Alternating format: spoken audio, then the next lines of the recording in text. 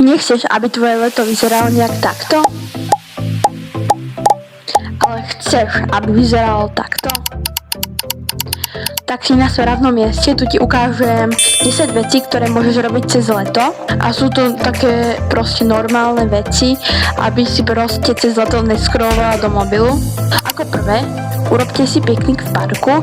Každé mesto alebo dedina má park alebo nejaké miesto, proste si tam zoberete deku, možno nejaké snacky a proste bude to strašne pekné. Deka, snacky, pitie, môžete si tam urobiť pekné fotky. Že ako druhá vec, choďte na nejaké kúpalisko s vašimi kamarátmi.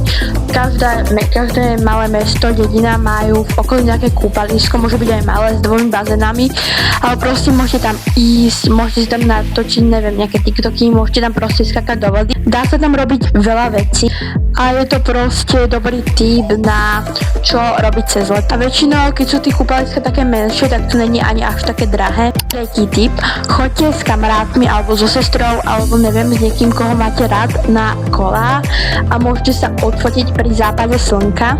Proste nejaké takéto fotky.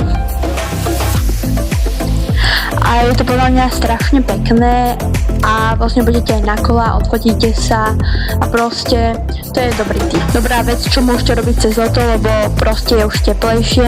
Teraz sú také typy na vyrábanie. Ako prvé, že proste môžete si ozdobiť, vyfarbiť, kúpite si nejakú úplne že random kefu, môže byť drevená vtedy, alebo niekde kúpite si kamienky alebo temperky a proste si ju nejak pekne letne vyfarbíte. Ďalší tip, zase vtedy si môžete kúpiť nejakú proste takú malinkú drevenú šporkasku alebo proste no niečo také. Kúpite si nejaké fejkové mušle alebo proste zase temperky a môžete si to tam ponalepovať zavesou pištolou, keď nemáte, tak keď si kúpite také proste také tabletky, čo sa nalepujú, tak aj to by malo ísť. Nalepíš si to na tú šporkásku a máš ju proste strašne peknú, strašne letnú a môžeš si tam dať šperky, gombíky, sponky, všetko možné. Proste kúpiš si nejaké plátno, alebo možno môže byť aj papier, ale lepšie plátno. Kúpiš si zase nejaké fejkové mušle, alebo proste nejaké kamienky a tak sa tam pekne ponalepuješ. Máš z toho potom taký pekný obraz, ktorý, keď si chceš prerábať izbu, alebo si ju spraviť nejakú krajšiu, tak si ho proste nalepíš a máš to tam strašne pekné. Mohli ste si všimnúť, že poslednú dobu sú v trende také proste squishiky a najlepšie je proste, keď si ho vyrobíte. Ja si vyrábam niekedy tie vyrobené surprise alebo squishy, to je proste strašná zábava a aj to ušetrí peniaze, lebo si nemusíte kupovať toho reálneho. Proste keď máte trampolínu, toto je dobrý tip, keď nemáte, tak to nevadí. Môže byť aj normálna, že proste prestovačka na trampolíne. Vyčistíte si tú trampolínu, pozametáte, proste dáte si tam deky, okolo nej si dáte deky, svetelka a máte úplne super prespávačku. A keď nemáte trampolínu, to vôbec nevadí, môžete si spraviť aj normálnu prespávačku, proste si dáte masky a tak. Keď radi pečete, tak toto je tiež dobrý tip, proste môžete upiecť čokoľvek letné, napríklad, neviem, môžete upiecť takú malinkú tortu, alebo mafiny, alebo neviem, banana bread, to je aj zdravé a je to aj ľahké.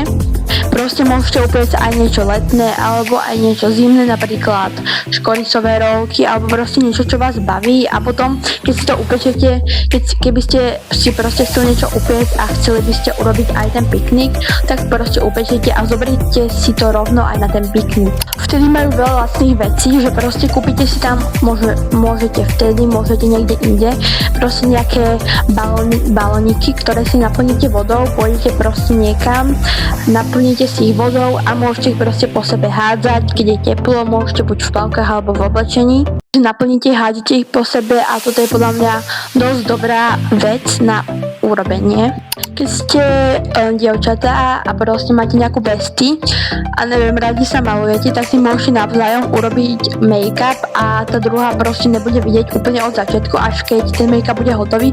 Môže byť pekný, škaredý, vtipný, to je úplne jedno a podľa mňa je to dosť veľká zábava aj na tej prespávačke. Ďalšie, môžete natočiť nejaké music video na nejakú vašu obľúbenú pesničku, proste otočíte si ten mobil takto, proste takto. Väčšinou je to tak, že na spodu je proste také vevo, ale to nemusíte dávať. A podľa mňa toto je dosť dobrý nápad. A posledná 10. vec, natočte nejaký úplne že random vlog. Keď nemáte kanál alebo niečo, tak to vôbec nevadí, natočte iba tak pre seba alebo pre zábavu. Podľa mňa toto je tiež dosť veľká zábava. A to je všetko, dúfam, že som vám aspoň trošku pomohla a uvidíme sa v ďalšom videu. Pa, pa!